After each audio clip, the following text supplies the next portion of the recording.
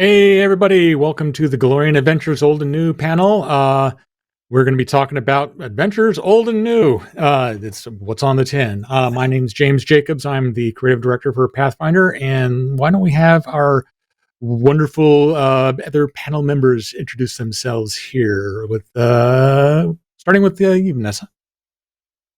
I'm Vanessa Hoskins. I am a freelancer who writes for Paizo quite a bit, mostly known for adventure paths, also a host of No Direction, and a performer on No Direction Adventurous and Roll for Combat's 3-Ring Adventure.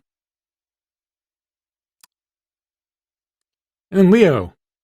And I'm Leo Glass. I'm the managing editor at Paizo. I'm also a freelance writer for Paizo and for some other folks. So I've written a few different Pathfinder Society scenarios and quests, as well as recently co-authored a Pathfinder adventure with James Jacobs and some Starfinder adventures. So been around that block too, and I'm really happy to be here. Cool. So I think for the start, let me just talk about some of the standalone adventures that we've got coming up.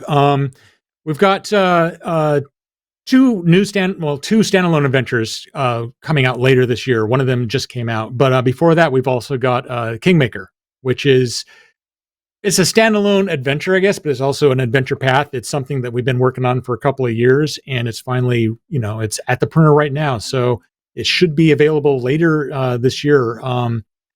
And it's easily the largest adventure product we've ever tackled.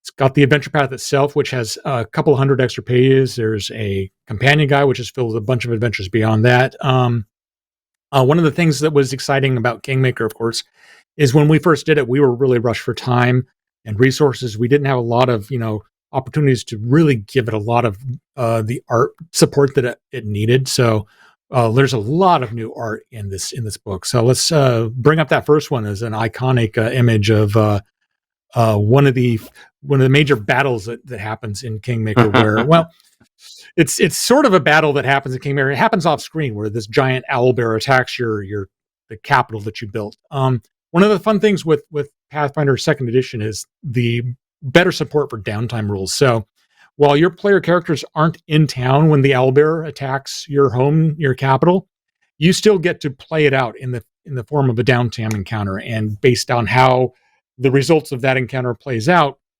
when you face the owlbear in its lair later on, you're going to have an advantage or a disadvantage. So that's we got a lot of like I was saying, new art. We've got 4 new adventures in the adventure path itself. It goes from 1st level to 20th level, and it's got so much content in there that by my count, if you were to go through every encounter and just start building up XP as you go, you're going to hit 20th level well before you get to the end. So there's a lot of room in there for GMs to pick and choose what they want to focus on.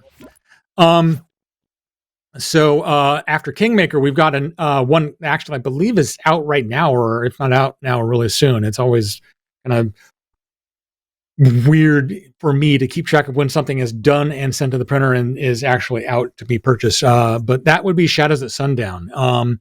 We've got a adventure here that it goes back to one of the older locations we used to do a fair amount with, Korvosa, and it's the idea with Shadows at Sundown is I wanted to do sort of an experiment with what happens as sort of a sequel to an adventure path, and taking the events of previous adventures set in Korvosa as a ground zero and going from there. And there's going to be spoilers in this adventure discussion, so I'll try to keep them minimal. But one of the main things that's going on here, as you'll see in this image, the second image here, is Queen Iliosa's ghost is back in town, and she's made out of blood and smoke, and she's coming out of and the dark after sunset. And your player characters have to come in and figure out why Queen Iliosa is haunting Korvosa. And it's a pretty it's a fun adventure because it builds off of a lot of themes that have been established in Curse of the Crimson Throne and some other adventure path, some other standalone adventures. And so it's got this weird sort of situation where if you have played these adventures before, there's a little advice in there on like how to build in your characters in previous encounters and all that, but it's very much self-contained as well. So if you've never played through Curse of the Crimson Throne, you can play this one as well. So yeah, that's Shadows of Sundown. That's out now, I believe. And as with all of these standalone adventures, we've got support in the form of flip mats that help you to present the some of the iconic locations that you get to adventure through. So then later on in the year, we've got something that was originally going to be a first edition adventure. It started even before Pathfinder, and that's the Crown of the Kobold King. We took 3 of the adventures that originally, the very first adventure we actually published for Pathfinder, Hollow's Last Hope, which was sort of a preview for Golarion, and then the first standalone adventure, Crown of the Kobold King, and then a little bit later we did sort of a semi-sequel with Hungry Are the Dead. This book, and let's get the third picture up so we can see the Kobold King giving orders and barking commands and doing his thing to all of his kobold minions. This is a 128-page hardcover, kind of deluxe adventure. And like I said, it brings those 3 previous adventures together to sort of make a full experience. So rather than have 3 separate adventures with 3 different plots, this is more of a classic, small town with a problem going on and a large dungeon that you explore. And it also touches upon a lot of like the really kind of deep history of the setting as well, like the seals that keep Tarbathon in place. And so we didn't update the timeline for this one. This one still takes place 10 years ago, basically. So it's not a remake. It's more of a republication and a reorganization of it. Sort of like what we're doing with Kingmaker and before with Rise of the Rune Lords and Curse of the Crimson Throne. But it's also got a brand new level that we had Nick Logue write for us a while back. We were, like I said, we were originally going to do this book for second edition or for first edition.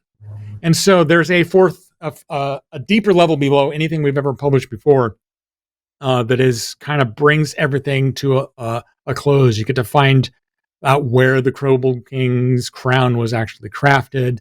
And just if you played through the previous adventures, there's new content waiting for you.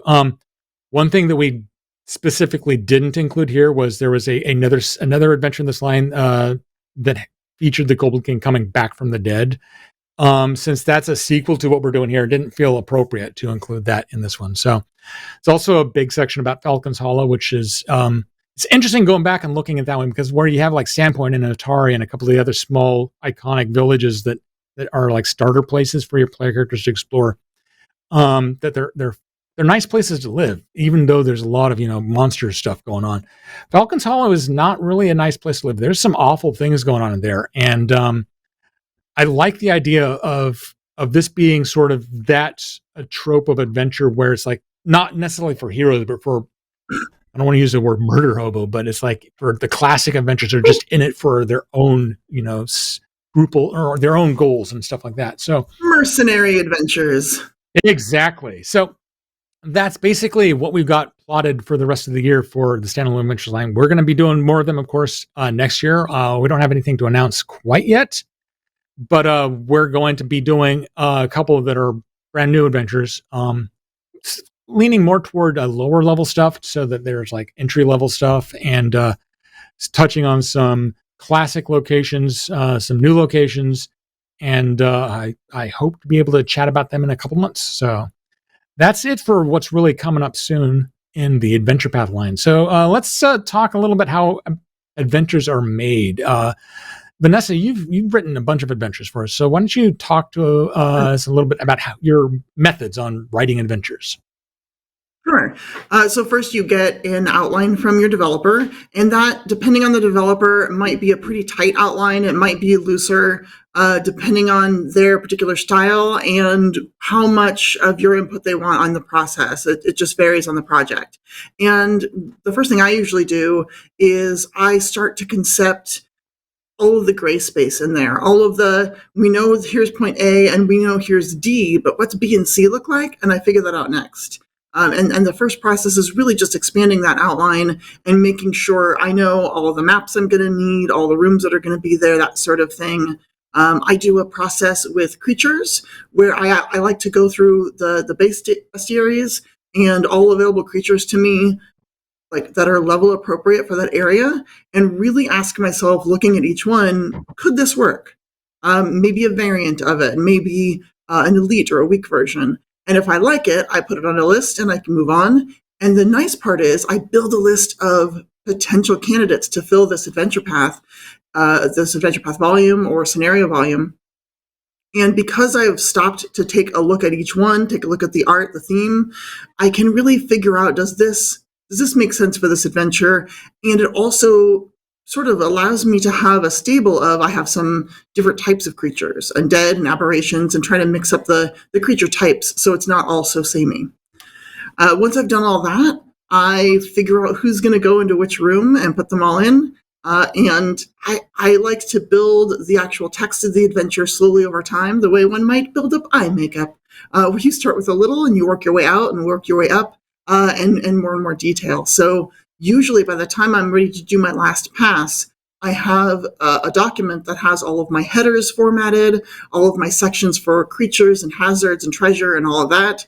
And when I write, it also allows me to readdress, well, I've talked about this dusty storeroom, and I know that I wanted to hide like a key to a vault or something in there. Is there a hazard? Maybe this is so old and dusty that the shelves are going to fall apart when you start messing with them. So if you search or pick up the key, the shelves might fall in on you. And it's like, oh, that's a good idea. So I write all that stuff out. My very last pass with the text is really just filling in all the room descriptions and the box text and all of that. And by this time, I have looked at and considered each one of those sections multiple times through the initial concepting and reading out the outline, looking at the monsters, and finally building out the text that I'm going to hand over to the developer eventually, and finally editing. And then the very last thing, and I think this is key, is loot. Because you have to be careful to give enough loot, but not too much. And it's a delicate balancing process. And that's usually the last thing I do. If there are creatures that have loot naturally, like NPCs or guards or the evil wizard or something, they're going to have their own set of loot. And I don't worry so much about what that value is while I'm writing the adventure. I look at it at the last pass. So I'll go through and kind of spot where all the valuables are in the entire adventure and mark those down and figure out how much I've given out. And usually, and I think this is pretty cool, what I'll do is I'll have 0 amounts in places that can be flexible. So quest rewards, if there's like a box full of gems or a box full of coins, different things like that I'll speckle into the adventure but not give a value to them yet. So that when I do that big loot bit at the end, I can say, oh, geez, I'm missing like 132 gold that I should be giving out, and I can distribute it among those quest rewards and those valuables and art pieces and things like that. And it makes doing the loot really easy. There's a little bit of spreadsheet magic that happens to keep track of it all. If you are interested, let me know. I have a sanitized version that you can use for your own purposes. I'll try to put that up somewhere maybe for download. And yeah, that's kind of the front to back part of it.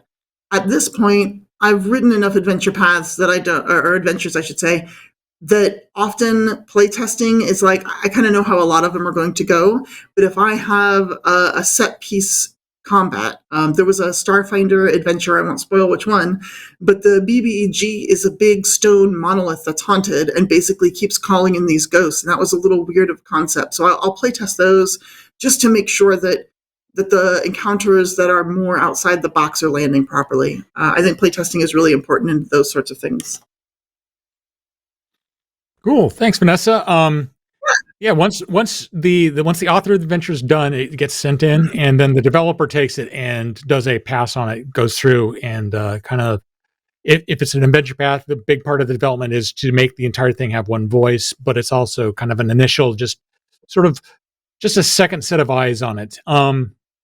The developer will sometimes have to do new maps or do a lot of other work, but the biggest thing that I try to do when I develop an adventure is to figure out what the author is talking about and try to maintain as much of their voice and their personality, I guess, in the adventure as possible. You shouldn't ever really see the developer's role in writing it. So once that's all done and it's all kind of like wrapped up, yeah, go for it. I also want to add to that. As an author, one thing that I found was really helpful along the way is I would have a choice that I've made specifically for like a really like a very finite reason, like druids or creatures with the ability to move through rough terrain will have a better time here, or something like that. And it's important as an author, use that comment feature. It doesn't change your word count, and you can explain. This is set up specifically to foreshadow for later, or this is specifically for characters that have this class feature. And that lets the developer know when they're going through and they say, why did she pick this? That seems a little odd. And they say, oh, okay, now I understand. And so I think if you have a very specific choice that you're making that colors or reflects on the rest of the adventure, absolutely let your developer know through those comments. So either as they're developing it, they'll see your reasoning and decide, is that what's best for the adventure path?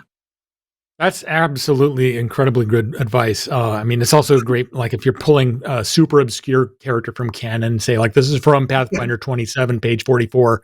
You know, it's really easy to lose sight of those things once you're developing things, and those comments are really cool. So once that's all nice and wrapped up, the next step is it goes over to edit. So Leo, like I said, you've edited adventures, you've written adventures, so you, I think, are in a pretty solid place to talk about like what really works for making something easy. What goes in, what is editing an adventure path or an adventure? Sure. Well, and I think a lot of folks don't even realize that it doesn't, it begins really from minute one, right? Like you talked about the outline, James, and as soon as you create that outline, we have an edit lead, and it starts there.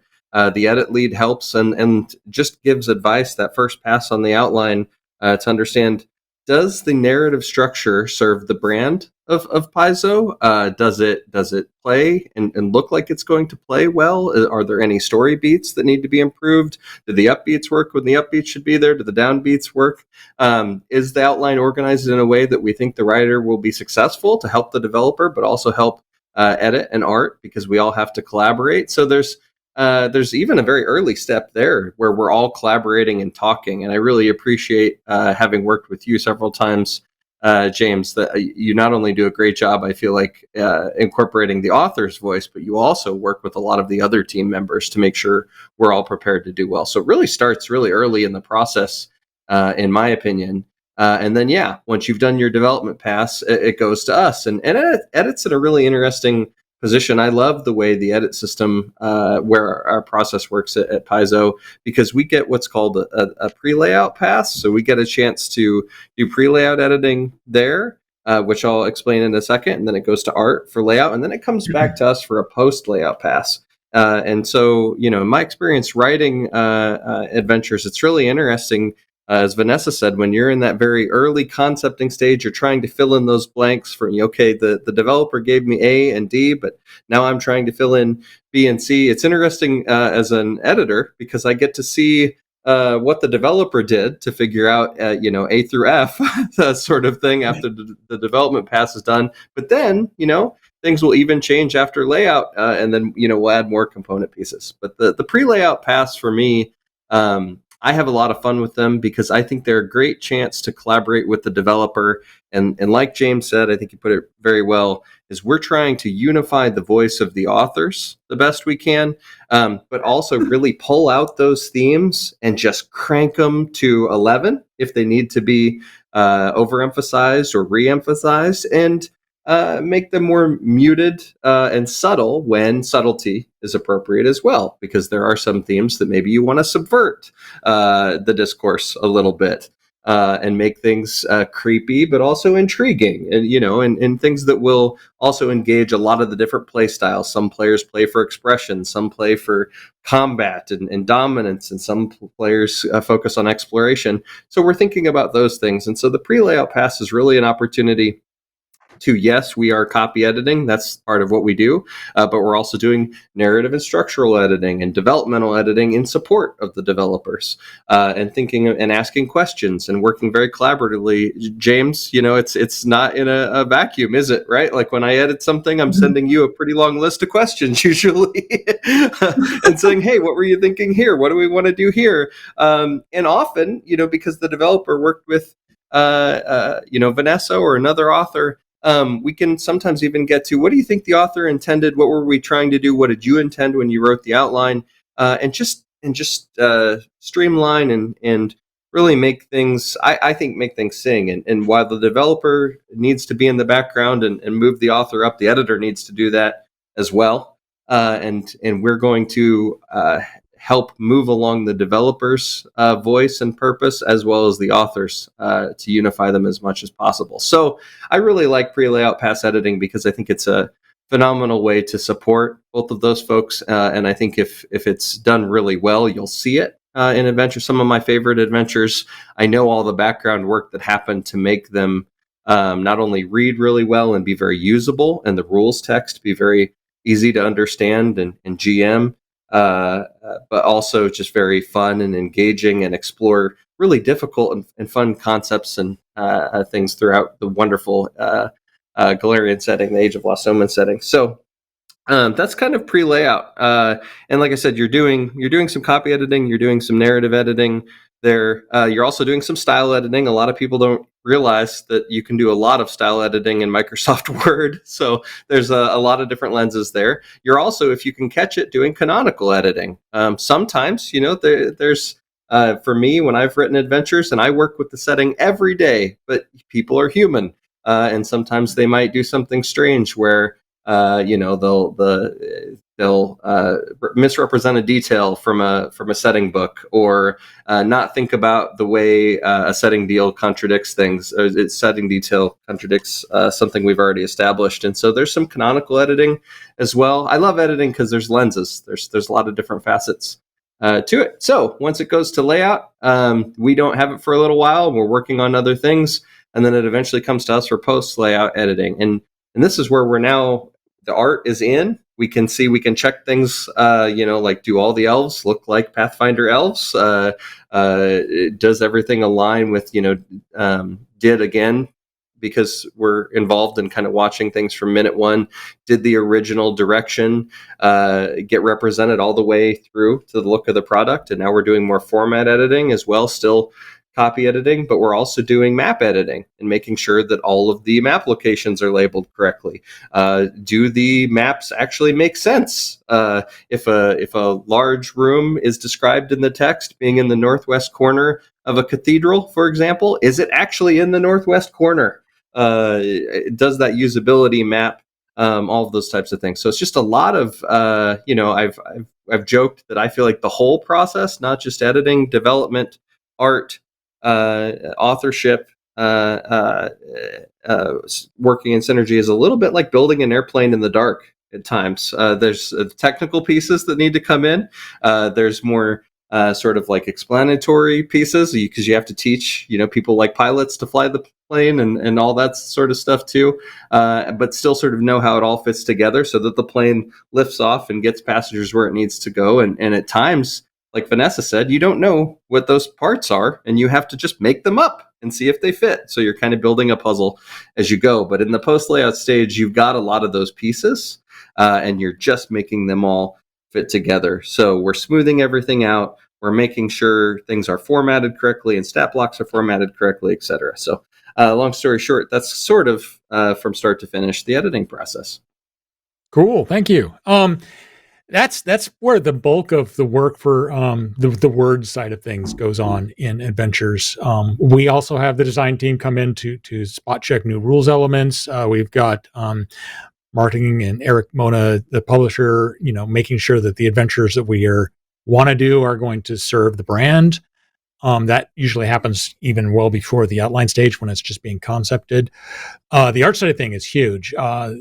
That's a place where the developer works with the art department to make sure that the maps and the illustrations are all right. One of the parts of the process that I don't know, I enjoy it, but I don't know that every developer really enjoys it, is the copy fitting stage, where it's like, it's been through writing, editing, development, and it's been put into the document, all the art's in there. And you get it back and it's like, well, there's a blank page, or it's too long by a page. And that's a place where me as myself as the developer, I like that challenge of like, how do I cut a page of content and keep the adventure still viable? Or how do I expand to fill a page that needs more content that doesn't just feel like it's being padded? And that challenge is really it's it's exciting to me because it's just something that has to happen really, really quickly. So it doesn't take you don't have like weeks and weeks and weeks to develop it. And a lot of my like favorite little flourishes and adventures happen at that point because it's particularly when you have to like build new content to fill a page where it's like you may be able to put in a full stat block for something where you only had a short one before, or a lot of times I'll add it at the end of a section where, it'll impact the flow of text less. So it's like there's more interesting, like continuing the adventure tidbits and stuff like that. And this is a case where the developer and the editor have to really work hand in hand because editors have already gone through a bunch of it. So if you write anything new, you got to make sure the editor knows, like, hey, I added another column of text here. And you really check it out and make sure. Because one thing I've certainly learned as a writer is that if any of your unedited text ever goes to print, you look foolish. And it's without it's just it's editing. The editing side of thing is just so important. So thanks, we love it. Yay! So we've got about a half hour left. So that's pretty much all that I really had to chat about. Why don't we open it up to chat? If anyone has adventure questions about specific adventures or the process of writing, developing, or editing adventures, we will see what we can do about answering them. And widows and orphans is something. Why don't you talk real quick about widows and orphans? That's something that I think a lot of people maybe don't realize is something that can really impact the readability. It really Leah, can. Yeah, it really can. And I think that, I've worked on several technical editing teams. I've been a technical editor for over 10 years now. And I will say that the Paizo team, in my opinion, is one of the best formatting editing teams in the industry, I think. But also, just of all the different types of teams I worked on, we are, I think Eric, and this is where, we've talked about all of our different roles, but this is where the publisher's input can help too. It's funny if you think about it, because people would think widows and orphans, those are, but yes, Eric talks about the vision of the products and usability and things looking nice on the page. And again, when I talk about the Pathfinder brand and baseline, that's what I'm talking about, is we want them to feel like there's a lot there. And the page is full of all sorts of really cool things that you can play and interact with, but also that, headings map to things easily. And widows and orphans are really good at, knocking off headings or other page elements that will make things really hard to read. And so a lot of times I'll shoot James a message when we're working together and say, hey, I need a couple lines here. I don't need them because anything's really wrong. I can just see what the page should look like. And I want to get rid of maybe one hanging word or two hanging words without tracking it in or tracking it out to do it. And James is always great about, yes, I know exactly. And again, in CopyFit, maybe something came out like, yeah, let's plug this back in. Or I'll just make something up that's really cool, give these lines another look. And so it's really fun that in some ways something as small as a widow or as small as an orphan can involve a lot of people, but also have a really big impact on the overall look and feel of the adventure. So only cool. Intact family units. Yeah. Cool. Let's see a couple of Kingmaker questions actually coming up. I can answer those real quick. How did Kingmaker for second edition turn out? It turned out, I think, really well. It's like I said, the adventure path itself is as big as the core rulebook. It's 640 pages. So that's tied for the largest book we've ever published. When you add in the 128 pages of additional content for the companion guide, that's the largest single adventure we've ever published. And then, of course, there's the first edition and fifth edition bestiaries on top of that. So it came out really well. I've got a proof of life type thing here. Like, here's a page that I printed out for the kingdom sheet. Hold it up long enough for people to maybe look at it, then I'll jank it away. But yeah, it's got a lot of really cool stuff in there. I really like how so much of Kingmaker relies on the idea of downtime and encounter mode versus exploration mode versus downtime mode. And that was something that didn't really exist as much for us to play with in first edition. I mean, we obviously could, but there was no framework for it.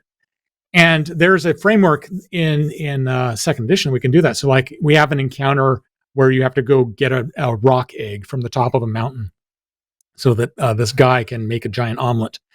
And of course, that allows us to build a bespoke activity for you to use in downtime and make skill checks and stuff to handle that whole thing without having to role play out like, oh, well, you're going to have to do all of this stuff and I'm going to have to, make stuff up on the fly. So it works a lot better in a lot of ways.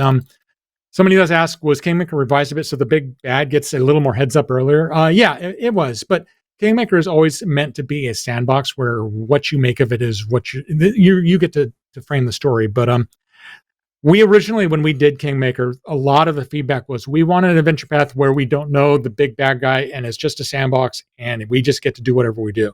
And so we did that. And then we immediately got feedback like, we want adventure paths with storylines that are through lines all the way through. So it's kind of you can't win situation. But definitely there's a lot more foreshadowing of what's going on with the through line of Kingmaker. And that is in part because of Owlcat's computer game did a lot of work there for us as well. So we took a lot of inspiration from that as well. So let's see here. Here's a question for us all to answer. If we could make a direct sequel to an adventure path, what would it be? For myself, Return of the Runelords was something that was intended to happen from almost day one. But I would love to see a sequel to Iron Gods personally. That's the biggest one I would like to do a sequel. Oh, is that your? Well, you have to pick a different one, Vanessa. All right. Well, now Leo has to go first, so I can think of my runner-up. Oh no! Oh, there you go. Well, I'm going to cheat a little bit because it just kind of got made. The one I really wanted to see was I really wanted a focus on Geb sort of gray area adventure, and Bloodlords for me was filling that adventure that I really wanted to see. So I'm actually kind of getting my cake right now with Bloodlords coming out because I really like to run games where the party can be sort of agnostic to morality a little bit and just serve their interests, but also serve their family that is the party a little bit and sort of find themselves amidst parties that are serving their own interests and sometimes be in between a rock and a hard place. And so frankly, while it's not a sequel, Bloodlords is really scratching an itch for me that I'm really excited about. Nice. Here's one. Vanessa, is there any? Oh wait, Vanessa, yeah, you almost got away with not having to pick your second runner up. I did pick one, and it's kind of a hybrid. So we had way back in the day it happens in West Crown, something for West Crown. Anyway, all these Cheliax adventures. Yes, Council of Thieves. Thank you. So we had Council of Thieves. We have Hell's Vengeance. We have Hell's Rebels. We have a lot of stuff happening in Cheliax. I want to go back there. I want to see now that. Spoiler alert, Kintargo is off by itself. How did that change the rest of Cheliax? Are more people looking to break free? Is there unrest? What's going on there? And I kind of want to see more development in Cheliax. I'm really interested to see how that's going to play out. Cool. Vanessa, is there an element or trope that you always try to include in adventures that you write that you think work really well for audiences? I'm going to just say in general, humor. A lot of the time, these games are played around a table and we're having fun and we're just chatting. And two things. One is humorous moments, I think, really stick with us. And you remember the time that you had to do this silly thing or this event happened and can spur big moments at a table for characters to shine, are the sorts of things that people then talk about, 5, 6, 7 years later. And they're like, oh, remember when we played that adventure and so-and-so's character was ridiculous? And you're like, yes, I sure do. So I always try to inject some humor, even in more dire things, like in the Threefold Conspiracy, in the chapter for that one. it's very X-Files-y things in the wall, but I still try to put in little moments that are like, oh my gosh, that's ridiculous. Even if they're just like, here's a flickering computer screen and it was MMO games that are on it, or, something like that, where people just go, okay, these lab scientists are just like us. And I think that's really important to have in there. And in a way, it's sometimes just having a little bit of levity in it, like a horror, a scary thing, is also extremely useful because it can be so heavy and suspenseful that sometimes having a moment of levity can give you that relief that you need, that emotional relief, which then allows you to be scared all over again when suddenly there's a creak coming from down the hall or something.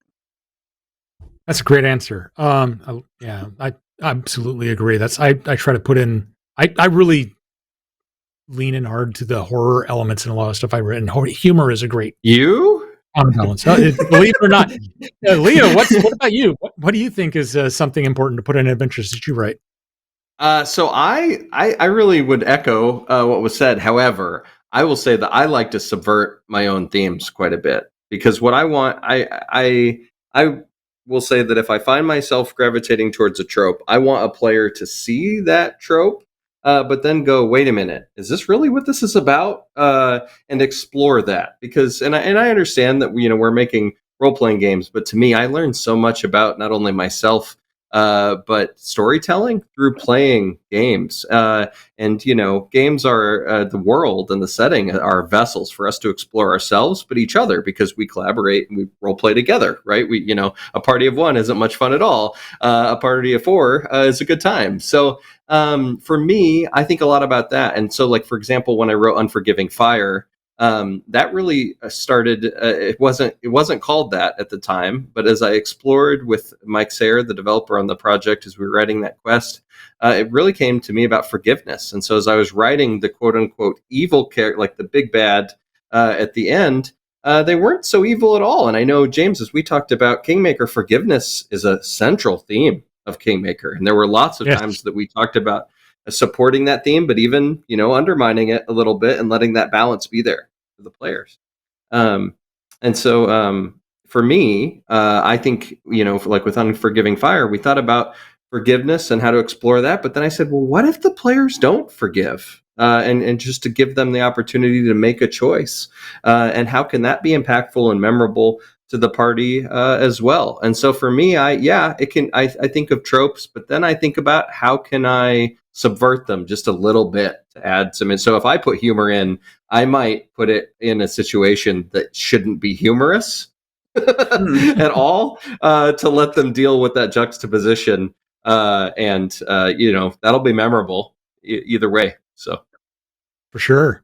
Question here: did Hell Knight Hill get any errata? I've had a few complaints from players saying they felt the story fell flat or something.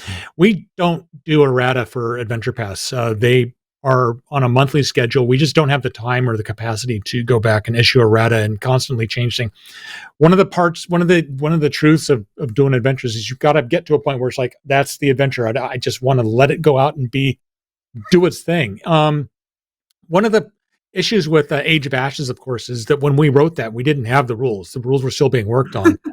And so much of the playtest of the rules was so focused on getting the player character experience dialed in as right as possible. And that's the way it had to be done.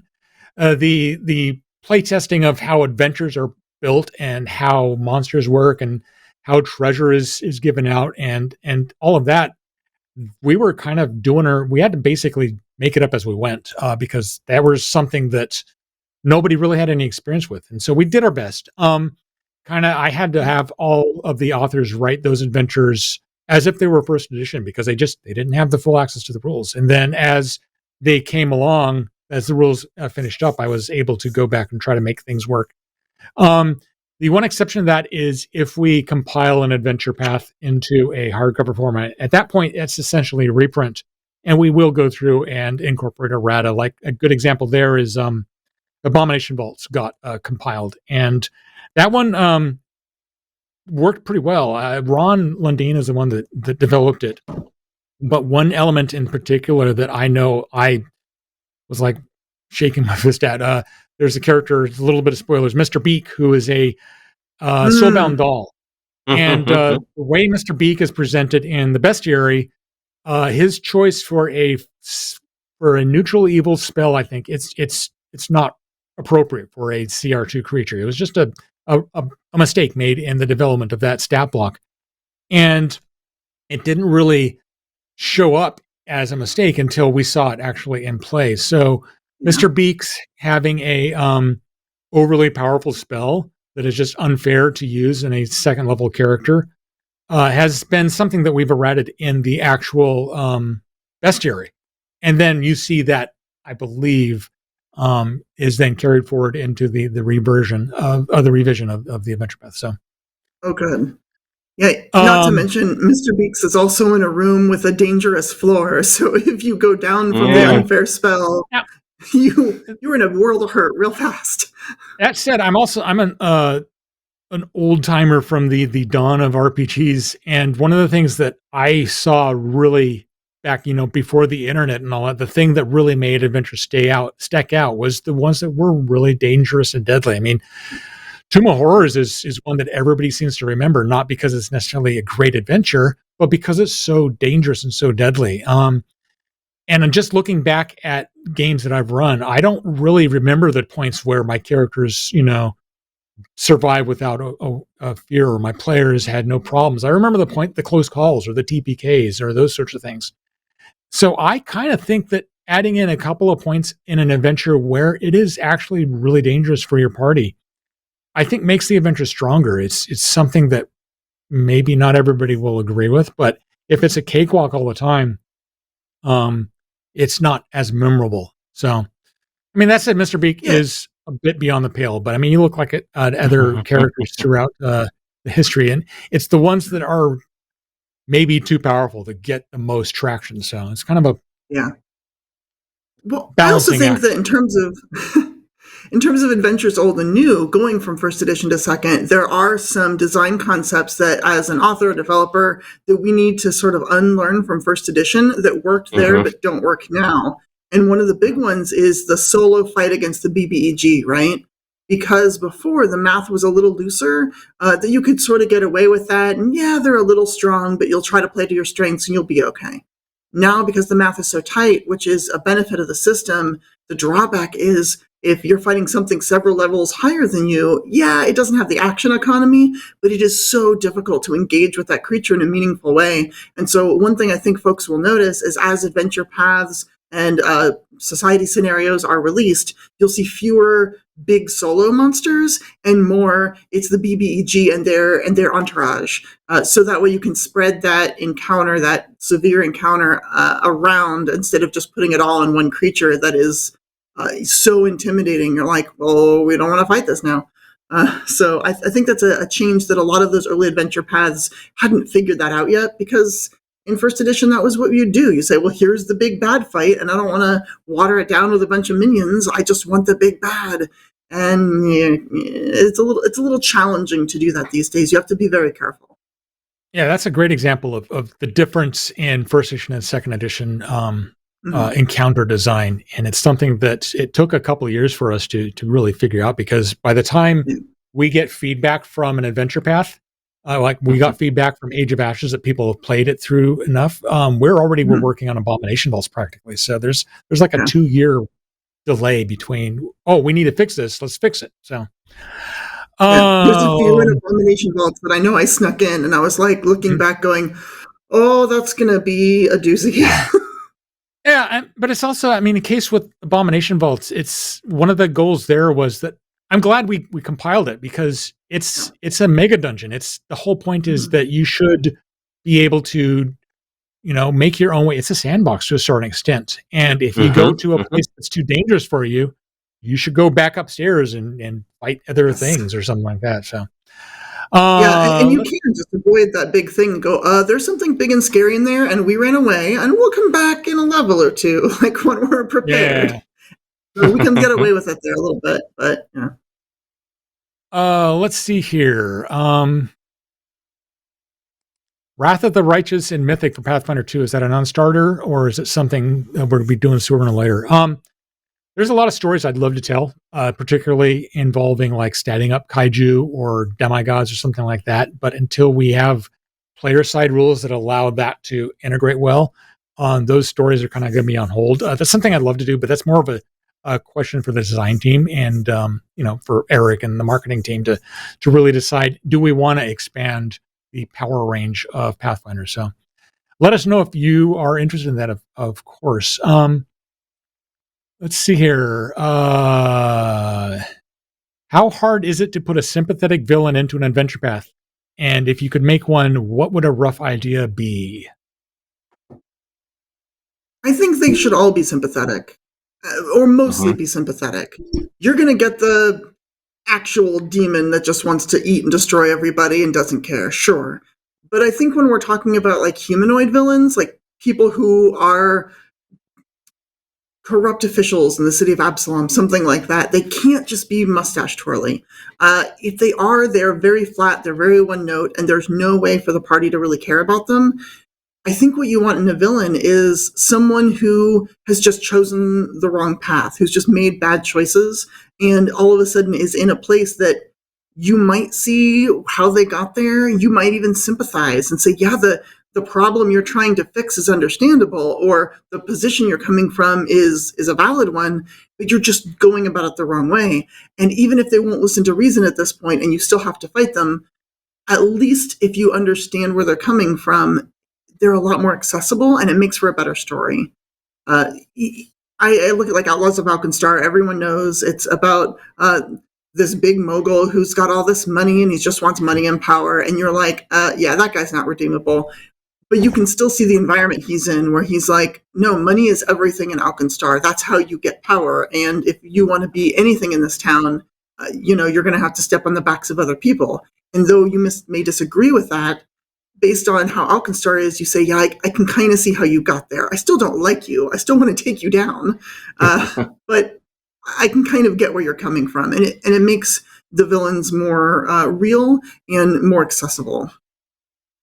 It also broadens to your point, Vanessa. Sorry, it broadens the encounters you can have with them too, right? Like by having some sort of entry point. Yes, you can fight them, but you can also debate them or find yourself in some sort of strange social interaction. So yeah, I completely agree. Not to keep referencing Unforgiving Fire, but when I was writing Malika, I went, she has to be sympathetic to me. And I know, James, we've talked about this a little bit, especially with Kingmaker, but like a good villain is sort of the domino that creates cause and effect. And cause and effect should propel an adventure forward so that it doesn't feel coincidental or just like things are being, we know we're writing them, but we don't want you to know we're writing them because we want you to feel immersed in the story, right? And a sympathetic and convincing villain with real motivations does that. It helps you because you have motivations. You're thinking about the background for your character, et cetera, and it unifies it all together. So yeah, I agree 100% with everything Vanessa said, but that's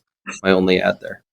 Yeah, it's absolutely true. I think rather than trying to go out of the way to make your villain sympathetic, I think giving them motivation, giving them a reason why, at least the GM can see why they're doing their things they're doing. I mean, that's something that's back to Burnt Offerings, the first adventure path. The main villain there is Nualia, who is basically she wants to become a demon and has gathered a bunch of goblins together to go raise Sandpoint to the ground. And your job as the adventurers is to go stop her. But you get into the details of why she is the way she is, and Sandpoint kind of deserves it because the way a lot of the townsfolk have treated her, they kind of dug their own grave with the whole idea of like she was a beautiful Azamar that everyone was like, well, you're so pretty. If I just gave you a pinch, I'd have good luck. And just her stepfather was an awful person. He was the town's priest of Desna, but that doesn't mean he was a good priest. And I've mentioned before, he did not go to her realm in his afterlife. He went to hell. But a lot of the backstory for Nualia is something that the player characters are never going to be able to really discover because it's so hidden away in like the town's inner shame. But it was important for me for the GM to realize why she's doing what she's doing. And personally, I mean, that's something I'd like to explore is is going back to Sandpoint and exploring the town's, guilt at like, well, they had time now to like look over why this happened and realizing that, they kind of did it to themselves. So, and we are about out of time. Do you have any last minute bits of advice about writing adventures or anything you might anything you maybe want to do in the future, like a location or a plot or a genre you want to explore? Oh my let's start gosh, with Vanessa. There's two, and I'll give you the quick notes on each of them. I would love to do a Fern Gully-esque adventure where you're in like the forests of Andoran with the Fae, hanging out and having fun. You're friends with them, and the loggers come back, and it's like, we had an agreement that you would do sustainable logging, and they're like, yeah, we decided not to, and now you have to defend the forest. And essentially, like, that's just book one. And you kind of become champion of the Fae. And even the Fae in the first world start to hear about your heroics. And they're like, well, we need heroes. And then you get to go fight them. And then there's this, like, battle between the Clipoths, who have kind of been relegated to the edges of the abyss by demons that have come in to take their place. And they're looking for, like, somewhere else to have as a home. And they've decided to invade the first world. And so you kind of have a conflict of like way too much life against absolute nothing. And that conflict of like, how do you fight against something like that? Also, because Fae are always so ephemeral and beautiful, it's kind of interesting to have a villain that is just absolutely horrific. And I would love that adventure. The other one, and I'll just give you the elevator pitch, is an adventure that is like, someone called it Around the World in 80 Levels, where you have your party goes on a race around Golarion. And it's really a travelogue sort of adventure where you get to go to a lot of different locales and a lot of different places. I'm thinking probably starting in Alkenstar, maybe flying one of their airships and just trying to be the first one there, running into problems along the way. And do you make allies in the race, or do you make rivals? And how do you deal with that? Cool. One real quick interjection there. That was originally the path for the first second edition Adventure Path. Instead of Age of Ashes, really? The idea was a round the world, sort of around the world in 80 days plot. And that didn't go very far because we were worried that people would be looking for reasons to not play the game anymore. It's like, well, we're not doing things familiar, so it's that makes definitely sense why you would go with Age of Ashes. But yeah. Leo, anything for you real quick?